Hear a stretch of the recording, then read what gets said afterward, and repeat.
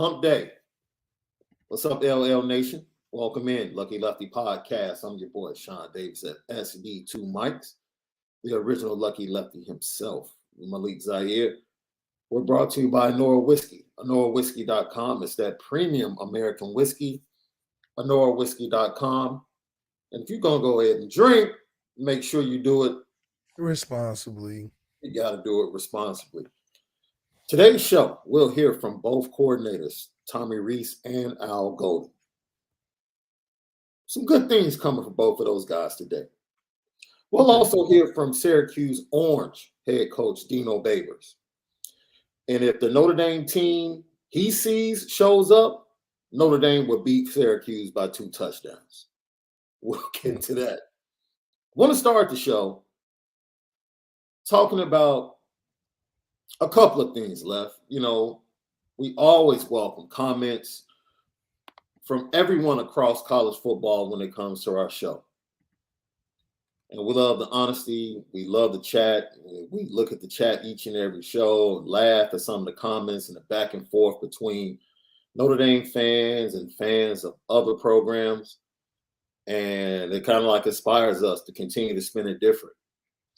Well, you know, the comments after the show are comments that we still reply to as well. And we got a comment from an Irish fan down in Florida yesterday that was kind of taken back by some of the things we had said recently. And I guess his nephew or one of his family members was actually a high school player that was watching it. And I want to be abundantly clear. Wait, what happened? I'm about to get into it. Because my response to him was, we pride ourselves as a podcast on speaking the truth, not dancing around subjects, not dancing around what's really going on and what we really think. In some areas, what we say is strictly our opinion. And in doing so, it's our opinion. You're welcome to have your own opinion. That young man is welcome to have his own opinion. But what we're not going to do is change who we are. And unfortunately, what we do and how we do it, over 2,800 people love it. And over 2,000 people daily tune in to see what we have to say. And we are appreciative of those that want to give any piece of their time during the day to come check out their Onora boys and see what they're talking about. But we're sorry that we can't always please everyone. And there's no I don't know what positive spin you want us to put on what we've seen.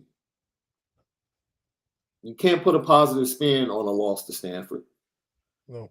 You can't put a positive spin on a home loss to Marshall. You can't.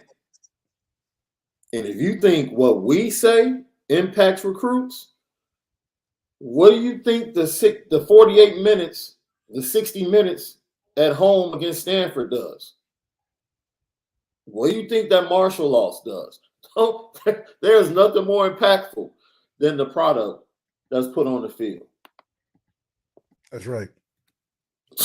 I mean, That's if kids are deciding whether or not they want to go to Notre Dame because of us, when you have this dude that's part of the brotherhood that consistently talks to recruits on behalf of Notre Dame,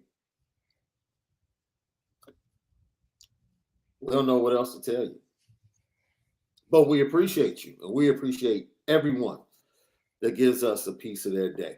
Now, the second piece of business that I want to go to. I had sometimes you wake up in the middle of the night and you just have that good movie on You ever done that? You wake up at like 1, 2 in the morning and the TV's on like Endgame at the part you really love, or Infinity War when Thor shows up in Wakanda. It's like, oh snap. All right, let me stay up a little bit, watch the end of this, right? That's So right. last night, That's right. it wasn't a movie, but I happened to wake up and I was watching some basketball, fell asleep, woke up, and the ESPN 30 for 30 about Maurice Claret was on. And this is one of Oh those. yeah, classic. Bro, let me start by saying there's no way Jim Tressel and that team wins the national championship without Maurice Claret. Yeah, exactly. Fact. Not even close. Facts. And this goes to the happy medium that we try to find between the program, the brand, the legacy, the tradition, and the player. Notre Dame has long been known for not putting the names on the back of the jersey because no player is bigger than the university and the program. Unfortunately, that's not true sometimes. And in the case of that national championship team, Maurice Claret was definitely bigger than the program. He was the reason. Now I'm going to stop short of, his personal, his personal ills and things that happened after he left Ohio State. But I think it goes to what we see today. Because when you see an AD like Andy Dyer empowered to basically dismantle a young man's opportunity and career in college football and do damage to the possibilities of him being able to make it on the next level in the NFL purposely in many ways. And to get to where we are today, and just I'm just going to tell you now, Jimbo Fisher is going on a petty train today. And we're going to show you why. But he's going on a petty train.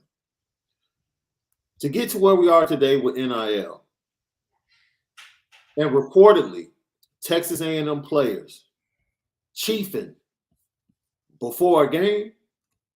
Before a game. What did you think was going to happen? Like, we've gone from, as Jim Brown called it, kind of referring to Andy Geiger as a slave master, the way he treated Maurice Claret. And we've gone from that to what Texas A&M is doing in recruiting and how they're recruiting. And I don't know how they didn't figure that it was going to be the Wild Wild West. Like, there's no love. There's no relationship. Kids aren't choosing you because they love the coaching staff. You're offering them the best package. And that's what you have on your roster. Players that are there for the perks. And when things aren't going their way, or they feel like they're not going to play, you get that type of attitude. You get kids to say, man, you know what? You really don't give a damn. We're going to go ahead, light it up. Yeah. You got a game to play. We're not playing. Terrible. Bad decision by the kids. I'm not absolving the kids of a horrible decision. Terrible decision by the kids. We're not absolving that. I mean, it's just, they think they grown. You getting paid like you grown. It's just. But when you create an atmosphere, and this is where we are with this NIL, and people keep wondering why Notre Dame isn't just jumping headfirst in the NIL, there are going to be more stories like this. Yeah. Because the kids that are getting this money, their frontal lobes are not fully developed. The frontal lobe is not fully developed. The frontal lobe is not fully developed.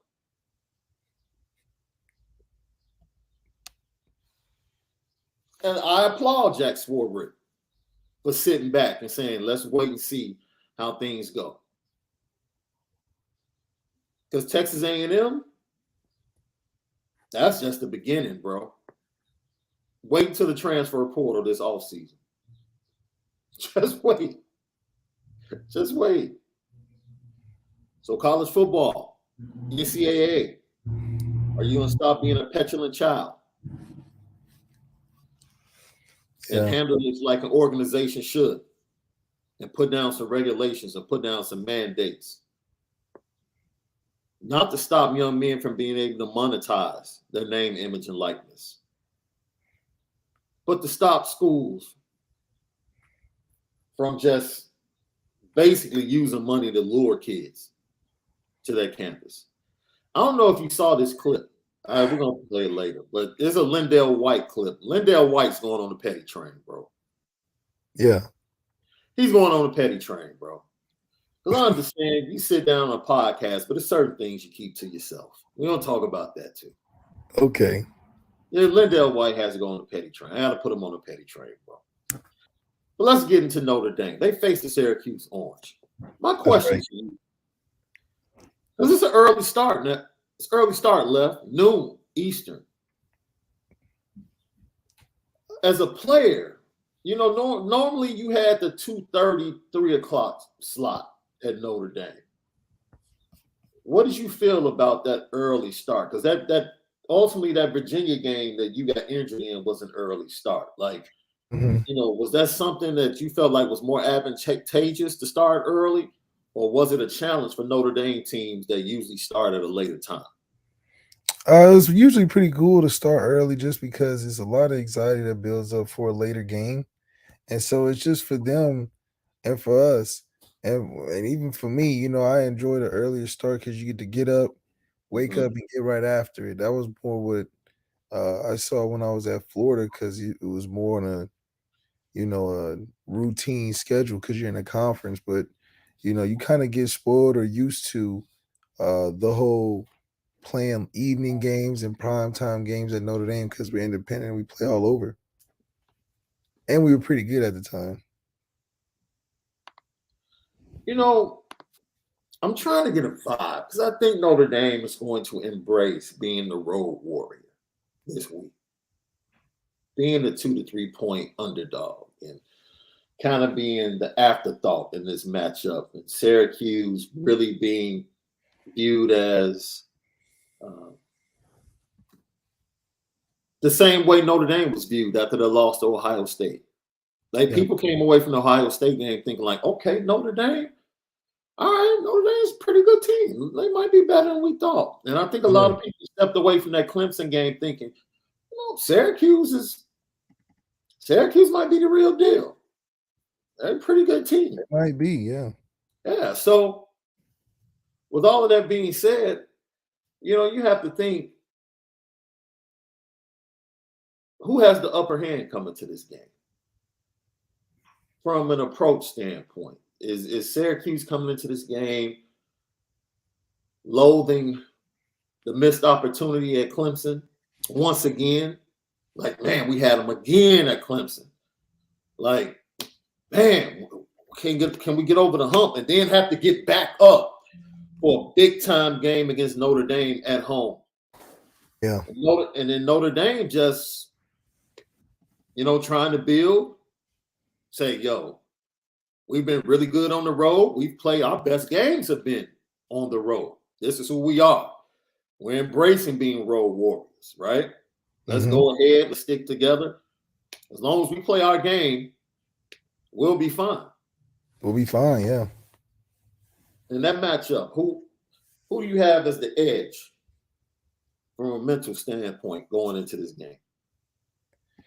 For me, I have a edge on us. I always think because we play such a volatile schedule where it's a lot of big games included. You know, for us, we have the mental edge due to the fact that we're in these games constantly. I think Syracuse being good, you know, here and there and every other season or so, it puts a little more pressure on them because they're good in the moment where we've been good for a while. So in their case, they're probably putting a lot of pressure on themselves because they're ranked and they want to keep that. Whereas for us, we can lose our ranking and know we'll get it back by the end of the season at least. So once again, early start, noon, Eastern, Notre Dame goes into the Dome. Did you ever get a chance to play in a Dome? Yeah, I played in the Dallas Stadium twice. Yeah, but that was kind of like Shamrock. You guys really had most of the crowd. Well, I played there in Florida too. You're right. You're right. Crazy as a quarterback, and we'll get to this in a minute because Joe Alt talked about this.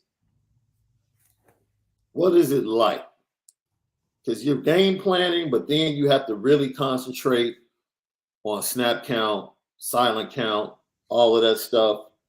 Is it pretty much just adding a little dessert to the meal, or is it something else that can really be advantageous for the home team?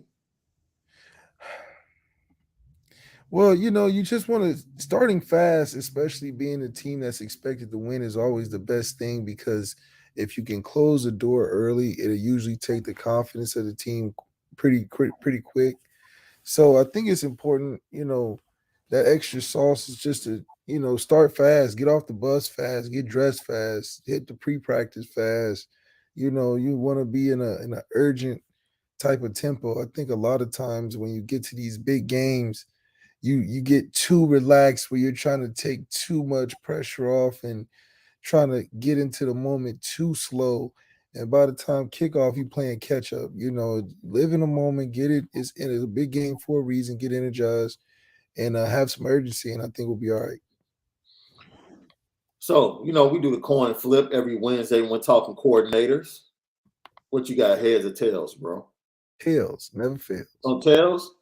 Mm-hmm. All right, cool. Let's start off with Al Golden talking about the Syracuse offense and what they're going to be facing this weekend. They do a really good job with him. They've kind of built this offense around him, and he's answered the call. So, he's a big, strong guy. He can stand in the pocket and throw it. He's made a ton of throws down the field.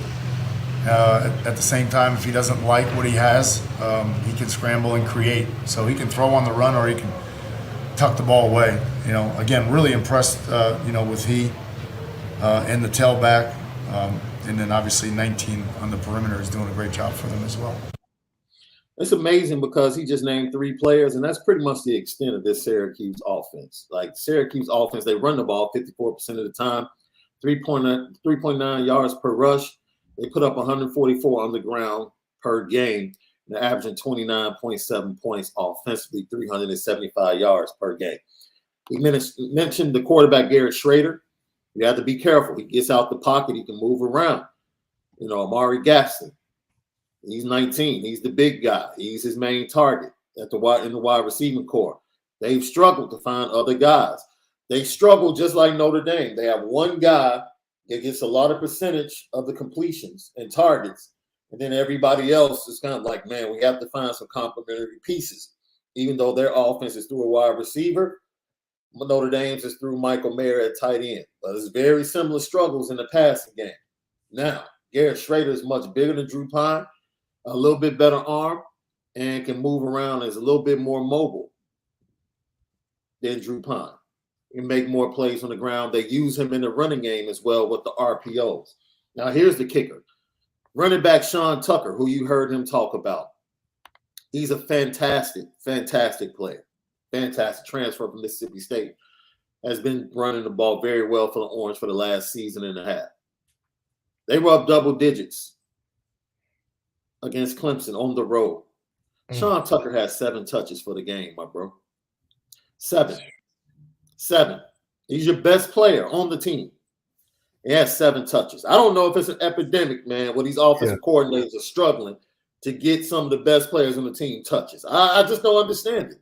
Like this, he even wears 34. Do you know what 34 means in running backs? It means he's a dude.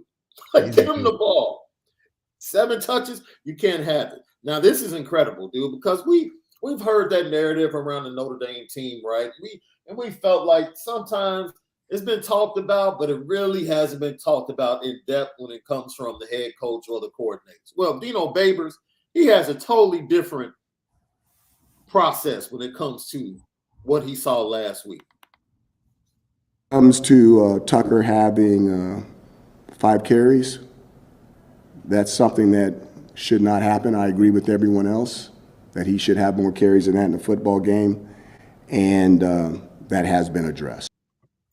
Hey, that's all you can ask from a head coach. That's all you can ask for. Yeah. Hey, y'all right.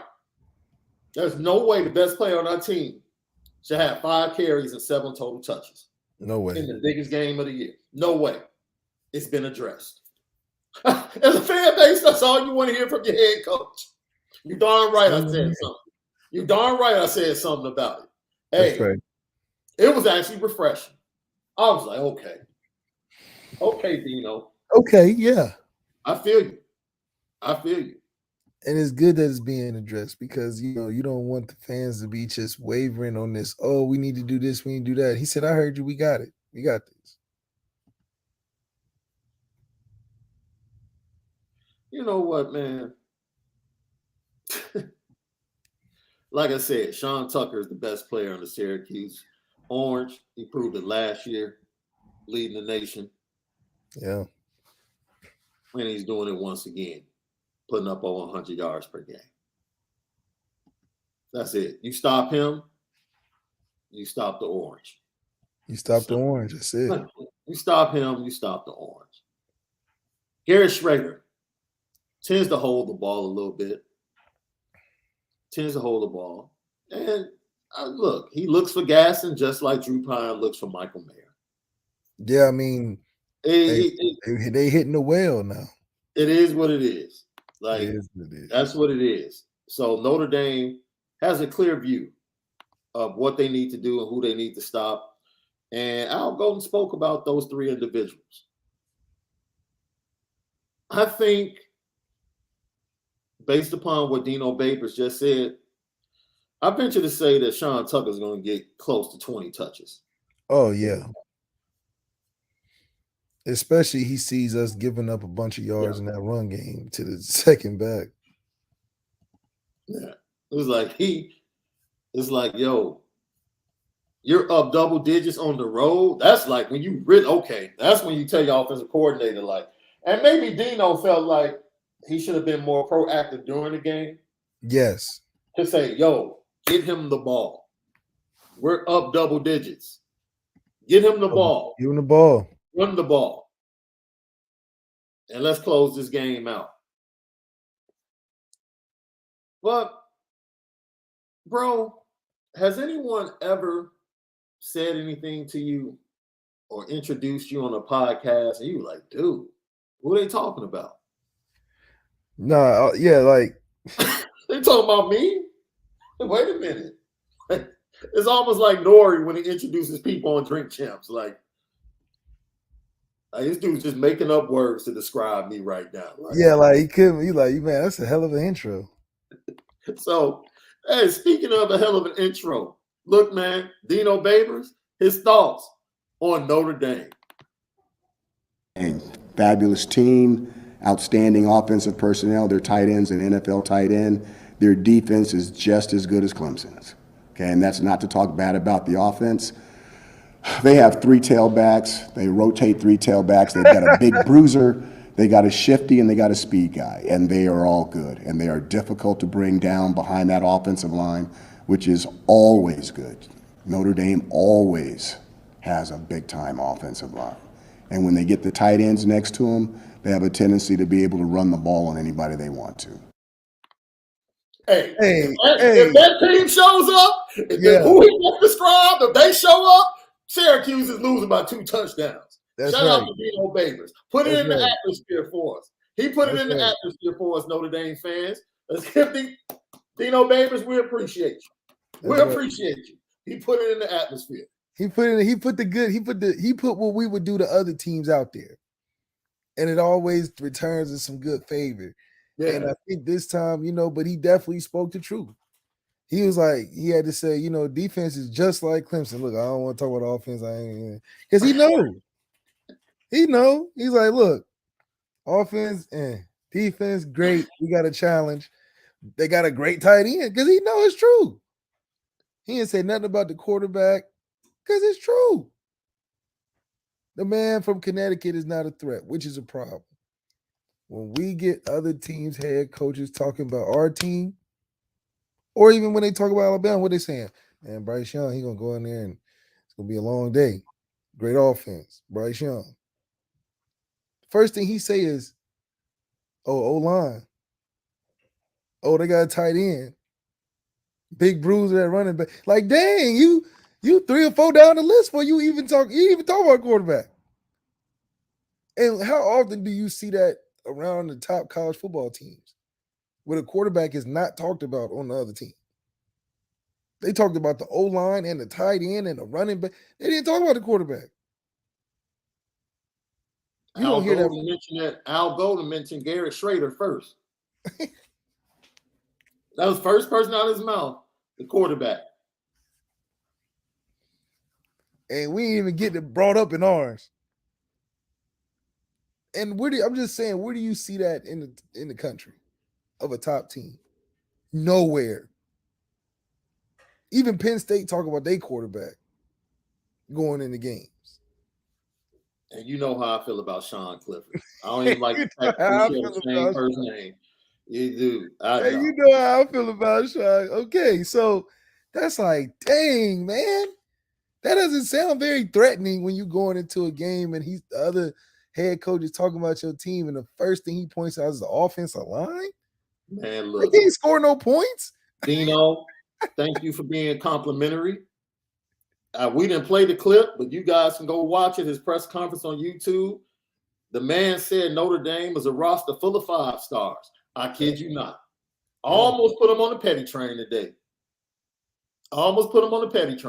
He said we just like Clemson defense. He was like, man, they have a roster full of 5 stars. That's right. I was like, Dino, come on, man. You juicing us now.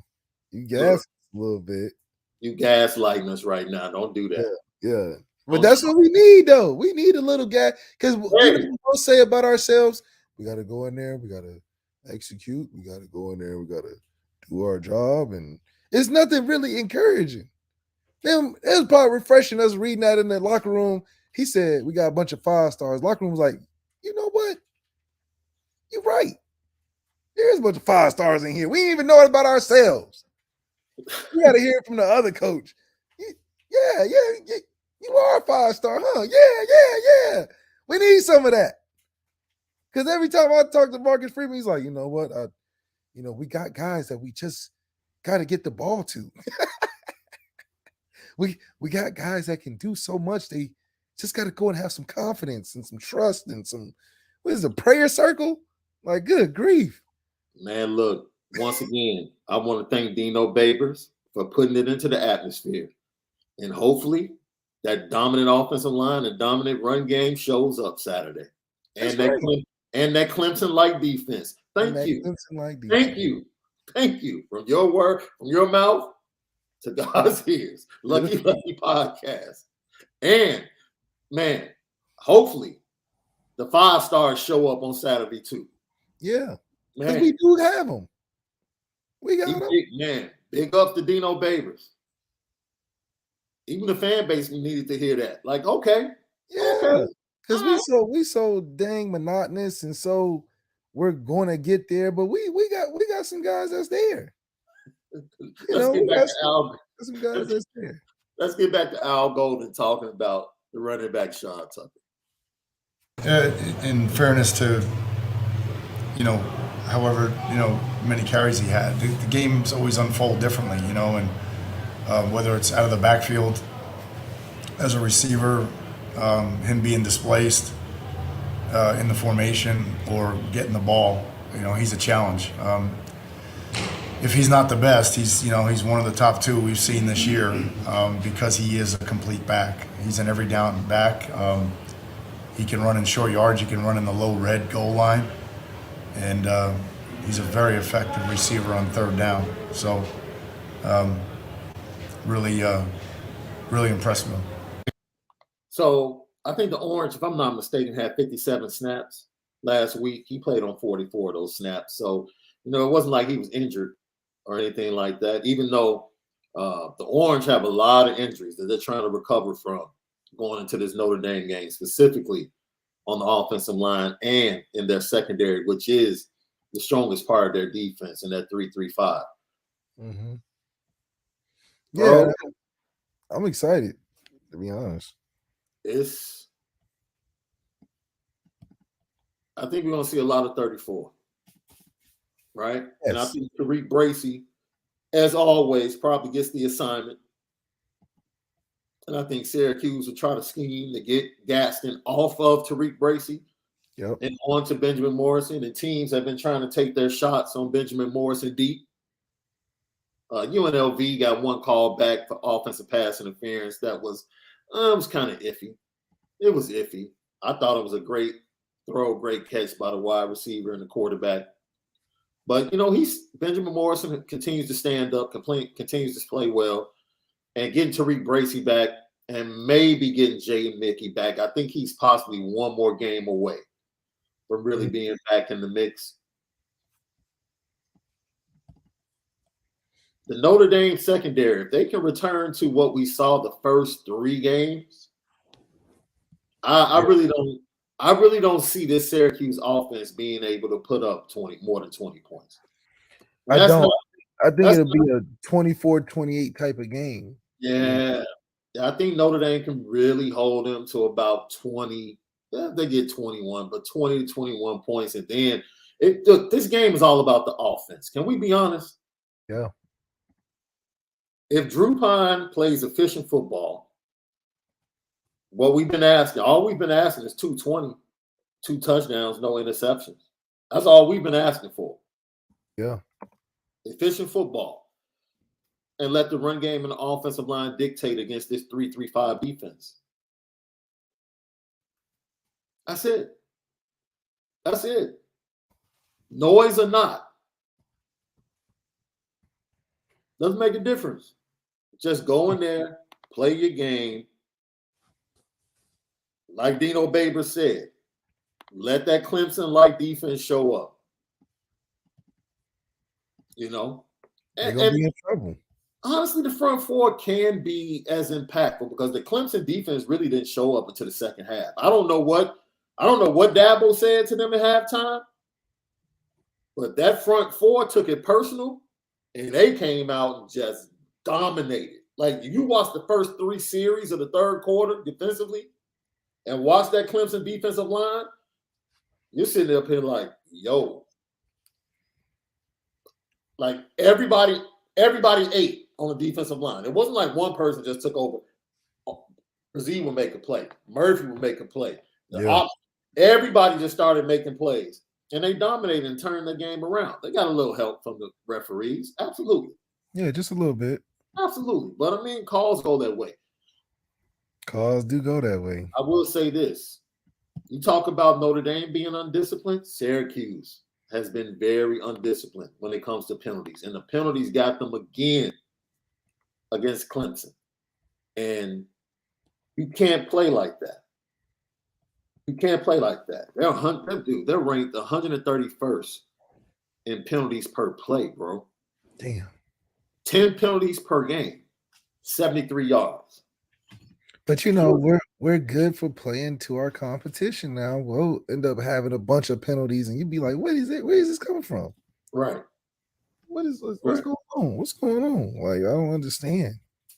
So I'm just excited to see. What I am excited to see is us going against a team that's very, very adequate this season. Mm-hmm. They're coming in with a chip on their shoulders, like they're gonna come in there and beat us. This is not a team that's gonna lay down or be caught by the whole spectacle of this is Notre Dame, which is good for us, and see if we can step up getting ready for November 5th. Are we going to be ready to step into that spotlight where Drew Pyne's under the gun once again? He's going to have some tough situations. Defense is going to give us a chance, I already know. And I would love to see a running back break out again in this game. Get a 200-yard running back this game. Can we do it? We done threw it 60 times in the game before, but can we do this? Can we have running back get 200 yards in the game? So if you were playing running back roulette, Logan Diggs, the big game last week, who does the white die fall on this week? Start out with Logan. Audrey got to get motivated from it and finish the game strong. This is his redemption game. This could be that redemption game from Audrey. The running back room should be competitive like that. They should be pushing the needle forward, knowing that that's where the points has got to start from and be an important factor late game situation. It'll be interesting to see once again. Notre Dame faces off against Clemson. Noon, early start, and I hope we're ready to start fast. Coming up next, we'll go to the offensive side of the ball and hear from Tommy Rees how he plans on facing this 3-3-5 defense. And just in case you didn't know, there's a game from last year that you might be able to go watch that might give you a sneak peek into how things are going to go.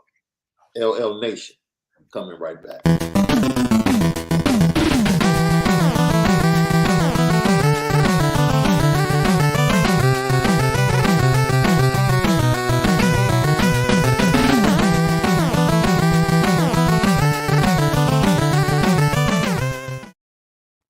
Lucky Lefty Podcast. We are back. The Onora boys are in the building. Shaun Davis, Malik, Zaire. Bro, we understand what this offense is, right? We understand. And we're going to go ahead and say it. This game and winning this game is going to be not solely. I'm going out there way too far to say solely. The defense has to show up. Defense got to show up. And if the defense that Dino Babers expects shows up, then safe to say Notre Dame's offense just has to be efficient, especially get over 20 points. Yes. Yeah.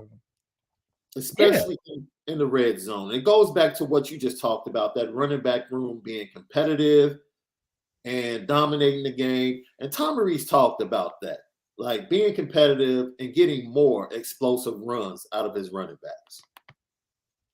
It's definitely not that simple. I think, we had 2, maybe 3 Saturday. It's all 11 in the run game. Quarterbacks with the communication, backs with the tracks, obviously the line getting started. Explosive runs do happen when wideouts are bought in. Our group is extremely bought in and blocking.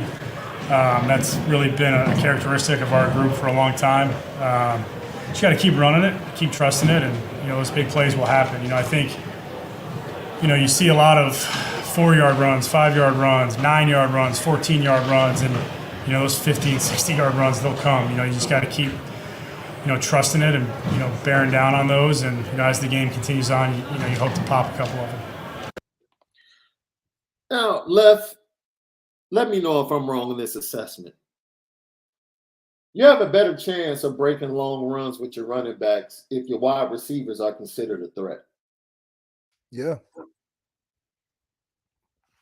Is that too far-fetched? It's not too bad. If your receivers are a threat, you got to put some safeties back there. The pressure for everyone to do their job, all 11, in order to break one.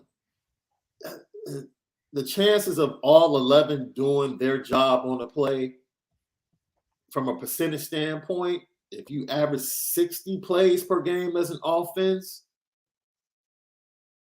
maybe everybody does their job. What would you say, Left? 15% of the time? For offense? Yeah. On a good team or like Notre Dame? Come on, man. Just on average. Just say average. On an average, you get like in college football, you probably get 70% of the no. You probably 85% of teams that do the right thing on offense. Most of the time, because if you think anything less than like 65 is a busted play, No, you just botched on the play. You see what I'm saying? Because a lot of that is blocking. So you got to think about the fact that offensively it's like poetry, it's got to flow, it's got to be right. Everything's got to hit like a haiku. Yeah. But on defense, you're more so just trying to cause chaos, which is why a lot of times, 90% of the time, somebody's messing up.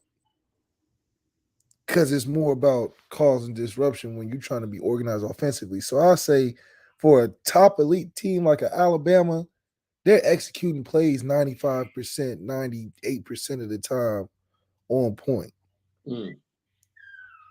It's guys is doing the right thing most of the time. They block and give it enough time, and the quarterback's able to get the ball out or run the ball, whatever the case is. I remember there was a run from Texas, that touchdown run where they ran just a basic off tackle, Yeah. and the guy wasn't touched the entire time on a 60-yard touchdown. Sealed the edge, receiver got the corner, he hit the edge and didn't get touched. Just straight track speed. That's great execution on offense. That's actualization from the chalkboard, how you draw it up to the field. That's what we need more of. Because I'm sure if we took what Tommy draw up on the chalkboard every week, if we put exactly what he did on the field on that chalkboard, we'll have 40 points a game. Look at North Carolina. We just got to take one and put it on the other. Lucky Lefty podcast. Tommy Rees also talked about the struggles in the red zone and what's being done. And he did point out they had some successful calls in the red zone. They just didn't execute. Really good the first 5 weeks, I think, was the stat. Again, those are kind of for losers, but we were scoring touchdowns. Look, we're got a good look to Mike there in the end zone in the first one. 9 times out of 10, that's a touchdown. 2 plays in a row down, going the other way towards the tunnel. Again, we got a matchup we like on a safety with Tobias. We got a matchup on a corner we like on drop 8 with Mike. We just all got to do our part to execute those plays.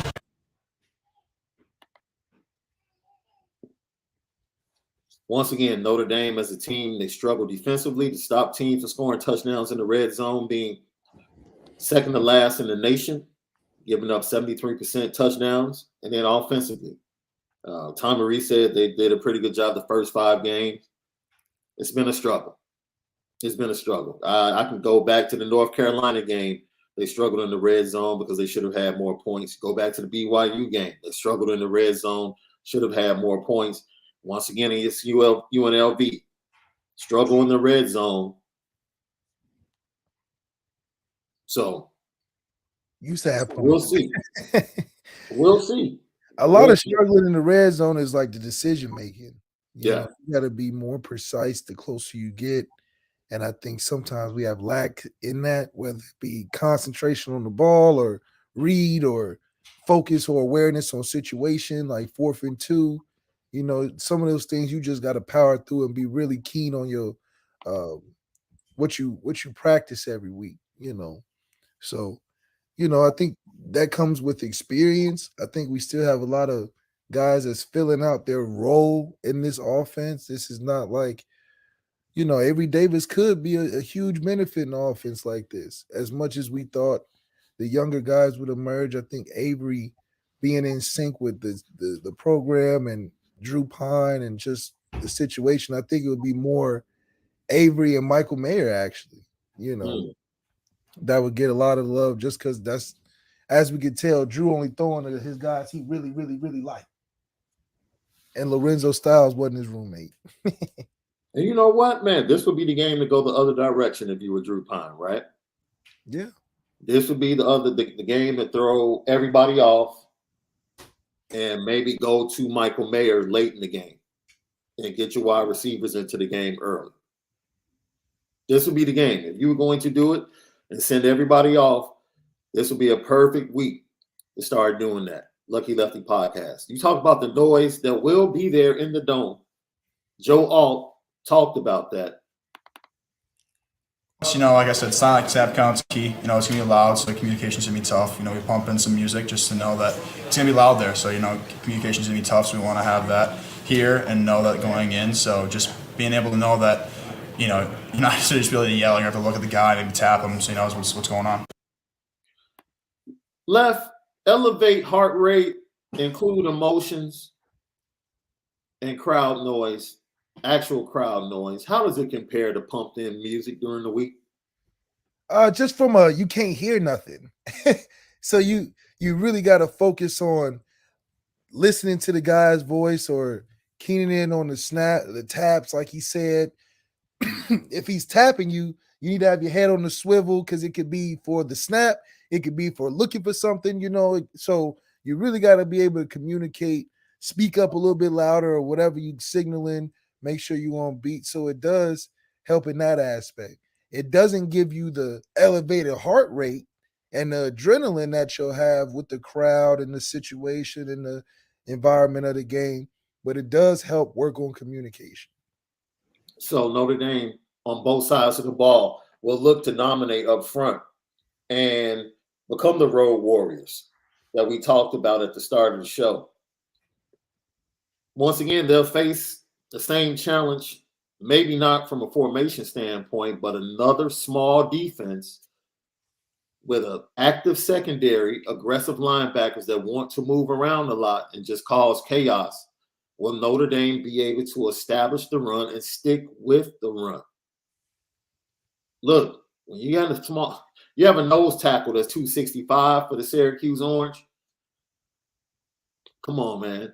Like you say, you have that laser when you're watching film. Yeah. The laser needs to be right there. Like, yo, he's 265, he's their anchor. He plays with great leverage. I have to give it.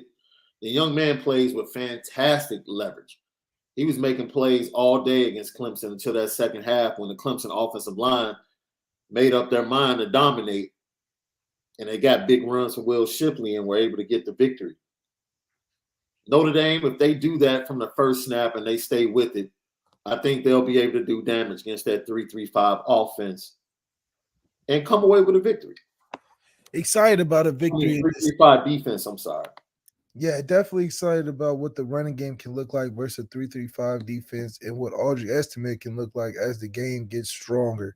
I think a nice balance of Logan Diggs coming on strong and Audrey Estimate being motivating from the situation, as well as, he's going to be put in some situations against some smaller guys where I think his style of running is good playing a away game against a hostile crowd. If you start running over safeties and linebackers and corners and stuff, the crowd can't get too excited about that. They go more ooh and ah instead of being cheering on the other team. When you think about the crowd noise, what's impacted more? Communication with the offensive line or communication with your skilled guys as a quarterback? I really think, nowadays all the stuff be so simplified. It don't be too hard to remember. I think this the elevated heart rate and the just, being a guy. I think, it's one thing being open and then being open when everybody's screaming and yelling in the game on the line. It's a different type of pressure. So for our guys, it's important to see who's going to thrive and live in those moments of pressure and make plays in the midst of the crowd. Some guys play better with the crowd going crazy. I was one of those guys, but not everybody's like that. And then when it's how you rebound. So let's say you drop a big third down wide open, crowd's going to go crazy, and they're going to go crazy the next third down. So you got to, be able to bounce back from those moments and not get in your own head about it. Now, we mentioned that there's a game you can go watch last season to kind of get a feeling about what Notre Dame's defense is going to be facing. Offensive coordinator Robert Anae spent his last 6 seasons, I believe, at Virginia as the offensive coordinator. When Notre Dame faced Virginia last year, they were without Brennan Armstrong, the left-handed quarterback. He was injured, and they started a true freshman. That was challenging for the Cavalier. And they really couldn't take advantage of Wicks and the assortment of skill set guys that they had, specifically at tight end and wide receiver. But even when you think about that, what they want to do is spread you out and allow the quarterback to throw on time. They had a lot of talent at wide receiver at Virginia. A lot of talent at wide receiver. That group is not as talented.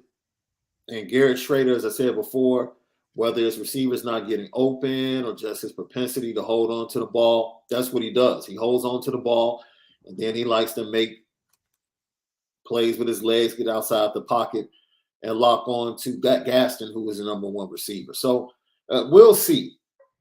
I think Al Golden, it's safe to say Al Golden has done a pretty credible job of taking away number one options. Yeah. They've done that. Now I'm going to tip my cap to Al Golden. From a week to week standpoint, they've done a pretty good job of taking away the number one option. And we kind of joked about it yesterday. It really hasn't been the main running backs that have done damage against Notre Dame. It's been the backups. It's been the number two running backs for teams that have come in and been able to do damage against Notre Dame. So I think the game plan to stop Shaun Tucker is going to be solid. And I fully expect Notre Dame to be able to shut down Shaun Tucker. Not saying that he won't make yards or make plays, because he's very formidable in the passing game as well. And I think that's one thing that we have to watch Shaun Tucker out in space against the Notre Dame linebackers. Yeah, we definitely got to watch the Notre Dame linebackers in space. That's always the anticipation or climax of the week for me, being able to see how we handle tempo and tackling in open space and making a tackle when it counts. So I think that that's going to be something interesting for this week. But then again, you got to look at Syracuse offense. They're a one-guy heavy offense, and we're pretty good at getting on that. So if anything, we just got to make sure that the quarterback isn't having a day on the ground and through the air. If we could get him one-dimensional, that gives us a chance, especially with a great secondary and good pressure from Isaiah Fauske that we're expecting big things from. Yeah, you can also go watch the Purdue game.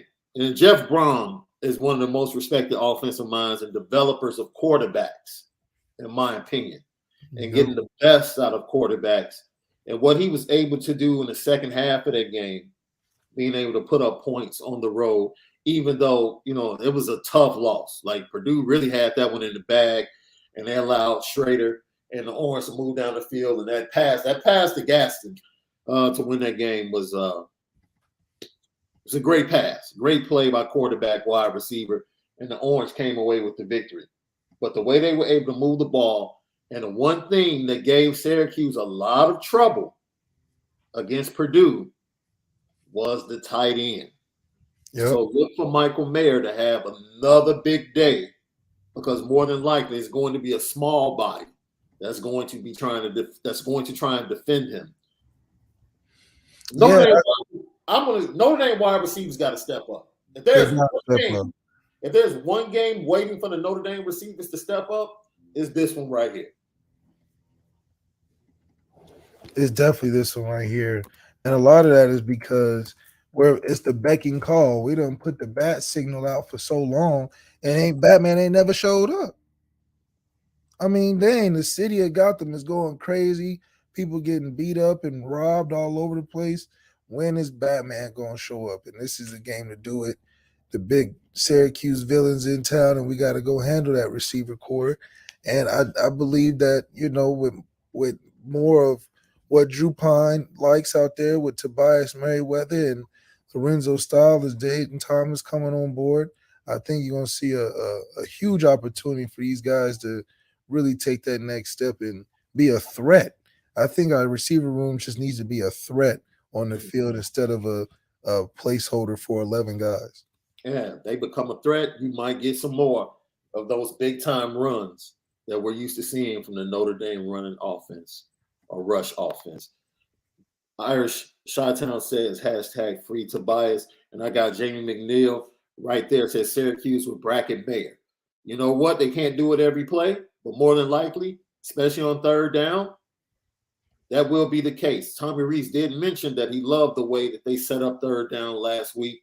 I think they averaged 3rd and 3 on their third downs as far as distance last week. That's pretty good. If you can average 3rd and 3 on third downs, you have a pretty good chance of being able to convert and have a high percentage. Yeah, and that's where you want to live, where you got guys like Audrey Tomei, Logan Diggs, and Chris Tyree. 3rd and 3, you're living in a real good spot. I mean that's just what you want to be in. So I think as long as we can stay in that range, we really become successful, because we know if it's 4th and 7, you don't want the quarterback in that position. No, you definitely don't want him in 3rd and 7, 4th and 7 consistently. That's why you got to pound the rock, man. Pound the rock. And I know Tommy over the last 2 weeks has looked like he's wanted to go play action on first down. And that's cool if you can go ahead and be consistent and get 4 or 5 yards. But if Drew Pyne is off, you might have to put that on the back burner to the second half and establish that run game a little bit earlier and kind of step away from the game plan. They didn't really do that against Stanford. They tried to continue with the same game plan instead of adjusting, and then they adjusted at halftime and came out, and they still were only able to put up 14 points. So, but getting shut out at home, that right there just showed the fact that we need to be quicker as a team of recognizing when things are not going along to the game plan, and then making the move quicker to say, okay, let's go to this, and maybe we can come back to this at a later time. Yeah, and that just takes a lot of humbleness as an offensive coordinator to be like, okay, I can't think this way through. I have to be able to adjust and adapt. I think the best teams are the teams that can make second half adjustments. Mm-hmm. And a lot of that is just letting go of what you've harped on, what you thought was going to see throughout the week, and really getting your coaching back and adjust to what you see on the fly and make the right corrections. I think that's a skill to have. I don't think many people have that because they're so stuck on the preparation. But I think if Tommy does have some of that so he can put that in place and grow that skill, I think we'll be good, man. I like what he does from a philosophy standpoint offensively. I just would want to see more of the melding of the minds between using what we got and using what you know. Tommy Rees talked about the Syracuse defense once again. 3-3-5 defensive coordinator Tony White. He's been really good because the Q's defense was really good last year. But once again, when teams lined up and got physical and tried to wear them down, it was something they struggled with. Here, Tommy Rees talks about the difficulty of facing that 3-3-5 defense. A heck of a job as a defensive coordinator. They give you a lot of different looks, a lot of movement. They're a veteran defense. Those linebackers are really good players. It's a unique structure with what they do. A lot of movement up front, a lot of slanting, a lot of angle, a lot of team speed. I think they're top 10 nationally, giving up around 15 or 16 points a game. So they do a really nice job, and they've done a nice job. I mean, we played them in 20. We remember watching it and remember thinking, gosh, these guys are dialed in, and now they're 3 years into it. And they had a good defense a year ago, and we knew all offseason they were going to be good defensively. And so we're excited for the challenge, but we have a tremendous amount of respect for what they're putting together on tape. There you go. Defensive coordinator Tony White. Look, I know they haven't played the best competition, but yeah, 13 points a game. Hey, you play who you play, right? You play the schedule. You play who you play, but at the same time, it's like, it's hard to hold any team to a low amount of points unless you really on your what you practice each and every week. So you give credit to him, but this is just a great opportunity just to expand the average. Get out there and bust some of the numbers up with our execution and actualization on offense. Let's go in there and score points at a rate that's irregular for their defense. If we go in there and put up 21 in the first quarter, that's gonna get them all out of whack. Right. Yeah. That's gonna get them all out of whack, and that can change the game and make it a lot easier for us as the game goes on. So that's the challenge. How many points can we score in the first quarter? Because in the first half, we averaging 7 or something ridiculous. Yeah. And man, flat out take the crowd out of the game. You talk about starting fast, coming out early, being physical, letting them know you're in for a 4-quarter dogfight. We're coming back. Like, yeah, we just scored, but we'll see you next series. That's the attitude you have to have. You have to be that type of team and be the road warriors that Notre Dame has pretty much been, even in the losing cause at Ohio Stadium, going to Chapel Hill and dominating. They flat out dominated North Carolina. It wasn't even close. The score was not indicative of how bad they dominated or how much they dominated North Carolina that game. And they have to come into Syracuse with the same mindset. And if they do that, you have to feel good about the chances to come away with the victory. Almost done, almost time for the petty train. Right before that, we get to or hear from Notre Dame starting quarterback Drew Pyne talking about how he's recovered or working to recover from the previous 2 games where he struggled a little bit. Just every day meeting with Coach Rees, going over the game plan, going over things that we're emphasizing every certain week in the game plan for our opponent that week. And, just taking every play, one play at a time, one play, one life, as Coach Freeman says.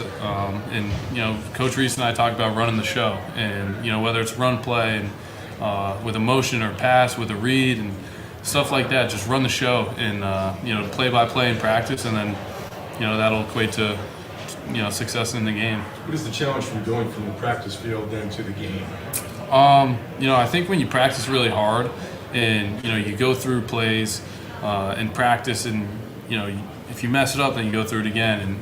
And kind of what I've done, and last week I did as well, is, Thursday night I'll go back and I'll watch practice from Tuesday and Wednesday and plays that we repped earlier in the week to be able to, remember how my body felt when I ran them, where my eyes were and where my feet are and stuff like that. And I think just kind of practicing really hard and being really intentional in practice with a sense of urgency is something that will equate to success on the field. What he just talked about is what you said, Left. The challenge of taking it from the chalkboard and getting it on the field. That's what faces Notre Dame offensively moving forward. No, we know what we're being asked to do. Can we take it from the chalkboard and do it on the field consistently? Well, you can put me on the petty train today, but can we get some more mics and tape recorders around Drew Pyne? He's the quarterback of Notre Dame. It looks like we're interviewing the kicker or something. There's only a couple cameras, a couple mics out there. Get the tape. Coming at the local media now, bro? Huh? You coming at the local media now? No, I'm just saying, put some, even if it's fake, put some more tape recorders. I'm just saying the position of Notre Dame quarterback is important. So we need to make it look more important. We need to put some more, some mics or something up there, getting, taped, make it look good. Make it look like he's the most important. Set. Pretty much just saying improve the set. We out there, man, but he's absolutely right. He's got to be on every detail and perfect technique he can, because he's not a superstar athlete. He can't go out there and just be like one and check the first read and run. He's got to be like, I got to check the first, second, third, fourth. What if they blitz? I got to make sure I know all my keys. And that's what it's going to take for him to play at a high level, which is what we asked him to do. That's doing your job. That's a little hard and a little in college football terms unnecessary, because if we had a superstar athletic dynamic quarterback, you won't have to spend every second of the day feeling how you remember these reads and getting super, super detailed, because some of them plays you can just make great because you a playmaker. You a screen popper. If it ain't perfect, you're going to make a guy miss and you can throw it down the field and we can all cheer and put you on the Heisman list. But Drew doesn't have that capability, which is fine. That's why he's going to be a great Chase McDaniels in the league, But I think his dedication towards it is going to give us a chance to win, and that's all we're asking to do. Lucky Lefty Podcast. The climb to 3,000 continues. It's all because of you. You do a great job supporting us. Continue to do so. We appreciate you. Like we said at the beginning of the show, we're going to continue to be us, and we're going to continue to spin it different. And you keep tuning in. So obviously you guys must, love what we do, or you watch just to hate what we do. Either way, we appreciate you. And we thank you for being a part of the chat every day. And LL Nation, man. Subscribe, share. Definitely hit the like button. Let everybody know. Lucky Lefty Podcast is the fastest growing podcast centered around Notre Dame football, brought to you by Onora Whisky. You know what time it is. Petticoat, petticoat, petticoat, Petticoat Junction. It's time to get petty Oh, we did a good job executing. Are you upset with something? and fire up the Petticoat Junction train. I just don't like you. You don't? No. What is today's petty historic Petty Junction?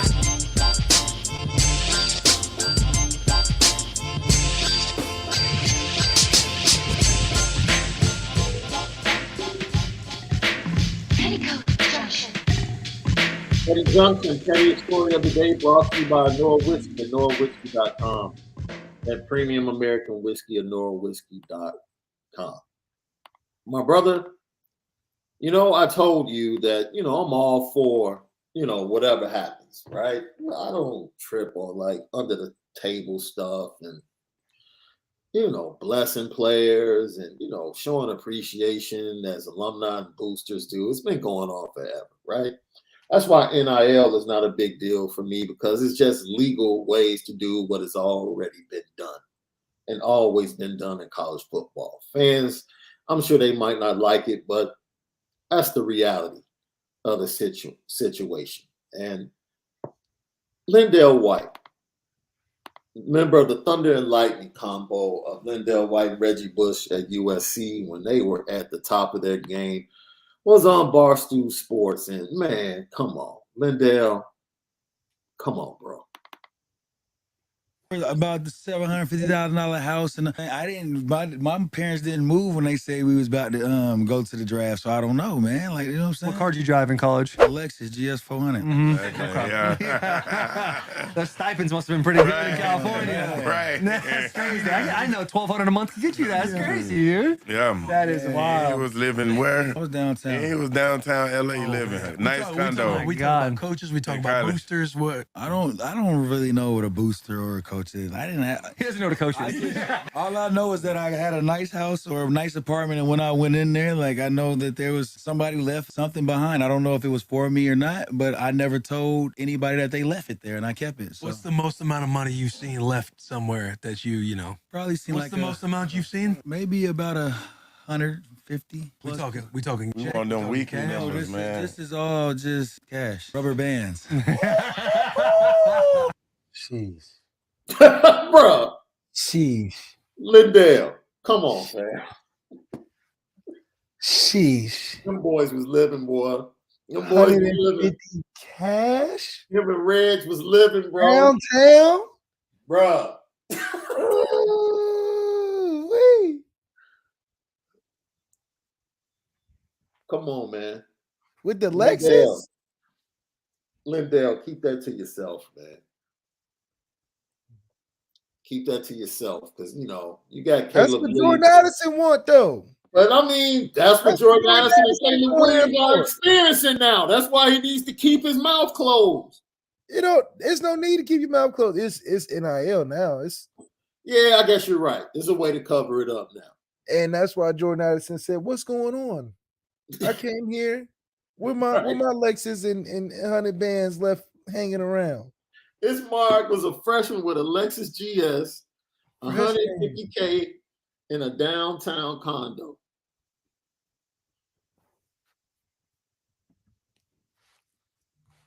Dude, I don't even know if I would have wanted to go. Man, can I stay here another year? I don't even want to go to the pros. Yeah. I'm in LA, downtown, condo, 150, cash, liquid. Not paying for nothing. I'm rich. Dude, Lindell, look, man. If you're gonna give that story to anybody, you should have gave it to Lucky Lefty, man. Don't give it to Barstool. Yeah, I'll give it to Barstool. Jimbo Fisher. Here we go, man. Hey, Coach. With 4 losses so far, it's been pretty disappointing. What's your message to recruits about the future of the program? Look at what we're doing and the guys that happen. And, also, you look at that in the back, they see opportunities. Everybody says, I go somewhere's winning all the time. I may not play for a while. You know what I'm saying? But no, we've got good young players. Look at the young players team. Look at the young talent we have. Look at the guys making a lot of the plays, and they see it. We got a good nucleus of what we're doing, and that we're only a playoff on those games. And you sell that, and you see it, and be truthful about it. There's no – and recruiting, the key to recruiting, there's no pitch. When you're a good recruiter, you tell the truth. Recruiting is about one thing: truth and relationships. You can draw it up 100 ways, but it's silly. There is no pitch, there is no magical formula, there is no pixie dust. You build a relationship through truth and trust, and be honest with them about where you see them, what they do, and you don't base everything off 1 year either. You don't basically base things off history, what people have done, where they've been, what's happened, schools have happened, players, and see the future of what a program is. But it's based off truth and trust, it's what you tell them. Man, if this dude don't get out from in front of this mic line. I'm convinced that, like, when you getting paid at that much as the head coach, you just, like, sit back in your couch in your living room and be like, I'm going to just tell him whatever I feel like it. Because I don't, like, this is ridiculous. First of all, what is he even talking about? Ew. Truth and relationships? Yes. You mean money and handshakes? What are you talking about? This is a cash game now. That's why y'all have spent the most money. Why did you exclude that from the equation? How much trust and relationships you got with them chiefing in the locker room before the game? That sounds like a guy that's getting paid a lot of money that's like, man, you know what? I got all this money and I'm playing. What are they going to do to me? They got to play me. I'm making $4 million. I don't know what he's talking about. I think if Marcus Freeman gave that speech, truth in relationships, and then we check that we ain't got no NIL like that, I'd be like, okay. But Jimbo I'm telling you, he sit back in his living room, drinking on some Onora, hopefully, on his $100 million, like, man, you know what? I'm going to just go out there tomorrow and just wing it. I'm going to just give them what they asked for. Just tell them a bunch of nothing. And then I'm going to go in there and coach some football games and go back home my late. I don't care what they talk about. Because this is ridiculous. This man said the key to recruiting is truth and relationships. We should have asked Lindell White that. Is that true? Do you think that's true? Right. 150,000 relationships. You just had 3 true freshmen chiefing hours before a game on the road. On the road. On the road. On the road. How much lack of discipline do you need within a program, bro? Forget at home. Because maybe you can find a way to do it. Yeah, at home, you got friends. On the road? He's tripping. Truth. That's like Notre Dame players going back around the baseball field, dude, right before the game. Like, let's hit this right quick. Let's hit this. Yeah. Like, what? Truth and relationships, ladies and gentlemen, is the key to recruiting, says the NIL king. Yeah, it says the most. Telling you, he does not care. Woo, Lucky Lefty podcast. That boy Lindell White said he had 150. Downtown apart. He probably had front row seats to the Lakers games too. Just walked in and just saw the bag on the floor. Didn't know who left it. But I know who left it, but I ain't say nothing. Hey man, we'll see you all tomorrow. We'll dig more into the numbers and hear from Marcus Freeman from his Thursday press conference right here. Lucky Lefty, man. We appreciate you guys. Have a great Wednesday, but most of all, spend it different.